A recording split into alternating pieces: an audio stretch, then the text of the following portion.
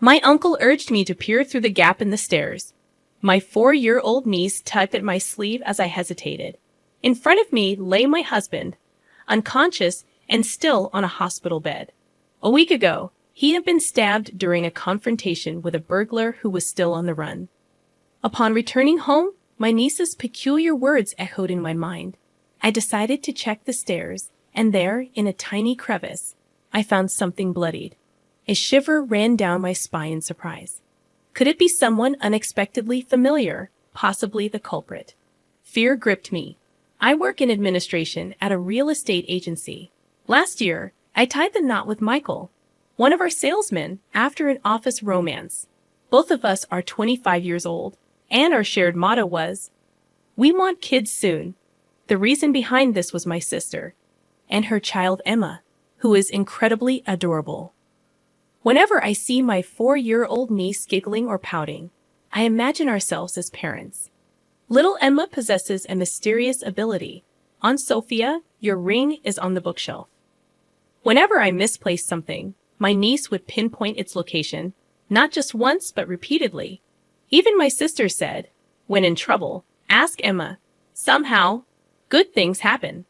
Children are said to see ghosts, but I wonder if there's something more to it. Perhaps our future child will also have special abilities. We dreamt of a family with children. However, our newlywed life didn't go smoothly. Shortly after getting married, we started receiving disturbing letters at home addressed to Michael. The words written on them were chilling: break up and disappear. Despite Michael dismissing it as a malicious prank and filing a police report, the identity of the letter sender remained unknown. Our days were filled with anxiety. One day, James, Michael's colleague, visited the General Affairs Department where I worked. It was unusual for someone from the sales department to visit me. When I approached James, he handed me a piece of paper with the same threatening words, "disappear" and "Esser" scribbled on it. I gasped, and James looked serious. As a rising star in the sales department, Michael had made enemies, and it was troubling. James crumpled the paper in his hand and said, "I've known Michael since we joined the company. If anything happens, feel free to consult with me." He smiled kindly, offering support in the face of the mysterious threats we were facing. I never anticipated finding Michael in such a dire situation, but having an ally is reassuring. My sister also visited our home, concerned about us despite the unsettling letters. With support from those around us, we stood strong, determined not to let the harassment defeat us. I resolved to stand by Michael. Little did we know what was about to happen. My sister called me in a panic, urging me to come back immediately. It was a Saturday, and Michael, who was supposed to be home after working overtime, was unconscious. I received her call while attending a friend's wedding. Rushing to the hospital, I found Michael lying pale-faced on the bed. I pleaded with him to wake up, gripping his hand, but he remained motionless. The room echoed with the rhythmic beeping of machines, and tears streamed down my face. I wondered why this was happening. My sister, who had been waiting in the room, comforted me. According to the police, our neighbor had discovered Michael collapsed at home with a stab wound. The neighbor had come to deliver a community newsletter and, as usual, opened our front door without hesitation. Fortunately, this act led to the early discovery of my husband. Given the recent spate of burglaries in the neighborhood, the police suspected it might be the work of the burglar. I believed it was the same person who sent those threatening letters. I fervently explained this to my sister, but she interrupted, insisting that she would handle the explanation to the police. She advised me to take a break. I lamented, thinking that if only I hadn't gone to that wedding, maybe Michael would be safe. I prayed for his recovery, but even after a week, he remained unconscious. The perpetrator was still at large. In the hospital room, I spoke to my husband, connected to numerous tubes. There was no response. No matter how hard I tried to hold back tears, they flowed uncontrollably. It was challenging to stay positive, even when people encouraged me to. Turning around, I found James, who had been checking on Michael every day, offering flowers and treats to comfort me.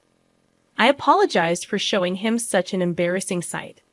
I hastily wiped away my tears, but James leaned in and reassured me, Don't worry about it. Just then, an innocent voice came from behind. Aunt Sophia, who's this? I looked back, and my niece Emma stood there, tilting her head curiously. It was her first time visiting. Oh, come on, my sister said curtly to Emma and then greeted James. I apologize for intruding on your family. Well, I'll leave you all to it. With a brief nod to my sister, James placed the flowers down and left the room. Sorry for the sudden visit. Emma insisted on coming to see Michael. My sister looked apologetic, but Emma paid no attention. She stood by the bed, staring intently at Michael's face. Uncle is saying, look into the gap in the stairs. A barge is there. My niece suddenly blurted out. A mysterious statement from behind. A barge? You mean those large ships that transport goods at the harbor? And it's under the stairs. However, my sister insisted that Emma might have something important to say. She was dead serious. As we continued visiting, hours at the hospital passed, and my sister drove me home. Before parting ways, she said, call me if anything happens. But seriously, was there really a gap under the stairs? I retraced my memories, unlocked the front door, and headed toward the staircase. During the incident, Michael had been found collapsed on the stairs, covered in blood. The police had collected evidence and cleaned up. Everything was already in pristine condition. There's a gap at the edge of the bottom step. I noticed a faint trace of red blood. I shone my flashlight inside and saw something reflecting, glinting in the light. I quickly grabbed some tweezers and pulled it out. It turned out to be something unexpected.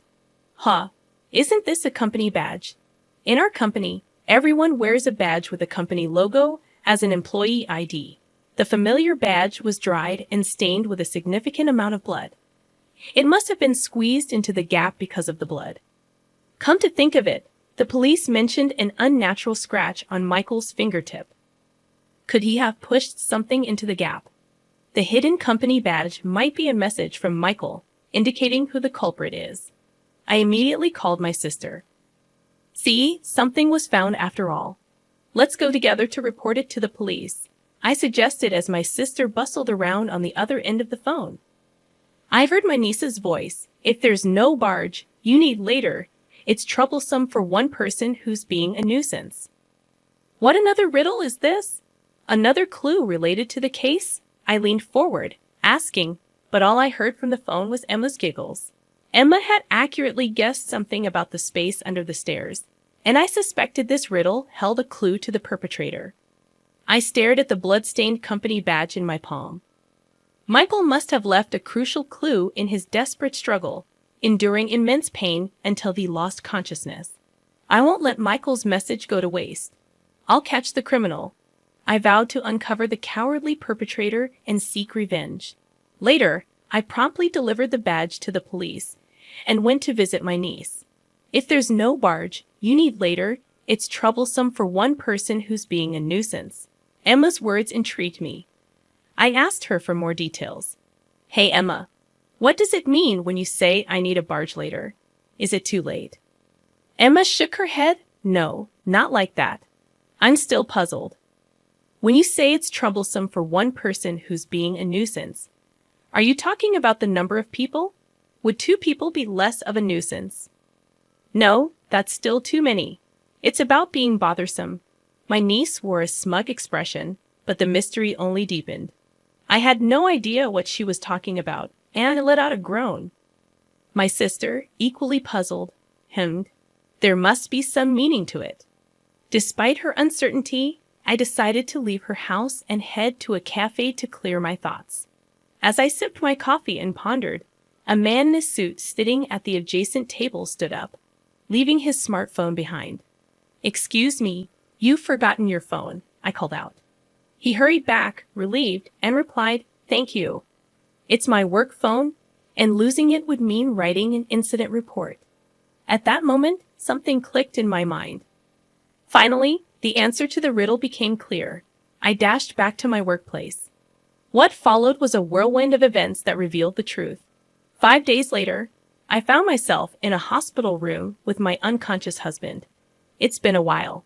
Why did you take 5 days off work? He asked, stirring from his slumber. I didn't see you at the hospital either. I was worried, James said during his visit, ignoring the bouquet he offered. I looked him straight in the eyes and quietly asked, despite being so close to my husband, why did you stab him? James's face turned pale at my sudden accusation. What are you talking about? Isn't the culprit a burglar? He smiled kindly as always, trying to play it off. I took the blood-stained company badge I found under the stairs out of my pocket and showed it to him. Is that our company's badge? The Lear my niece mentioned wasn't a ship at the harbor. It referred to the company badge. We've been receiving harassing letters at home, and my husband hid the company badge to reveal the culprit. The culprit isn't a burglar. It's someone close within the company, I said, looking at James with conviction. You're not seriously suspecting me, are you? After all I've done to care for you. He reached for my hand with a strained smile. I pushed away his hand and showed him a copy of his disciplinary report that I found in HR. Emma's statement about needing a barge later meant needing the letter of apology to the company because he lost his badge. 2 days after my husband was stabbed, he wrote the incident report. Could that be Michael's company badge? His badge was properly at home. I swiftly dismissed his feeble excuse. James clenched his lips in frustration, but he wasn't giving up. You're shaken because of Michael's stabbing. From now on, I'll be there for you in Michael's place. His unfocused eyes drew closer. I deftly sidestepped him and pulled out documents from my bag. It was the drive recorder data from the company car he always used. You came to our place at the time of the incident, even though there are no business partners nearby, right? As the data manager for the company's drive recorders, I quickly analyzed James's movements during the incident. Perhaps he had considered erasing the data later, but the company car's recorder was locked to prevent unauthorized tampering. Did you have feelings for me? I asked, watching James squirm. After questioning other colleagues, it became clear that James had secretly harbored feelings for me all along.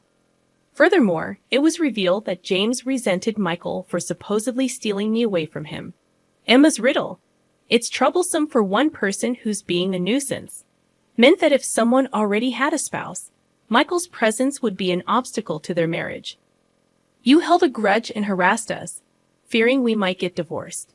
That's disgusting. James clenched his fists in anger at my use of the word disgusting. I liked you much more than Michael ever did. I thought scaring you would lead to a breakup. He stomped his feet in frustration. Since the letters alone weren't effective, I decided to put a weapon in your mailbox. I thought it would wake you up in fear. Unfortunately for him, Michael unexpectedly returned home earlier than planned and caught James in the act of pulling out the knife. James's stomping intensified as he arrogantly accused me of being the culprit. Do you realize how terrified Sophia is? He warned me never to come near his wife again. So, in your anger, you've used the knife you were holding to stab my husband. Yeah, that's right. It was all for you. Now I just need to finish him off. James defiantly rushed toward the bed, attempting to strangle Michael. Desperate to protect my husband, I grappled with James. Then, unexpectedly, Michael's weak voice cut through the chaos. Enough already. James froze momentarily at the unexpected interruption, seizing the opportunity.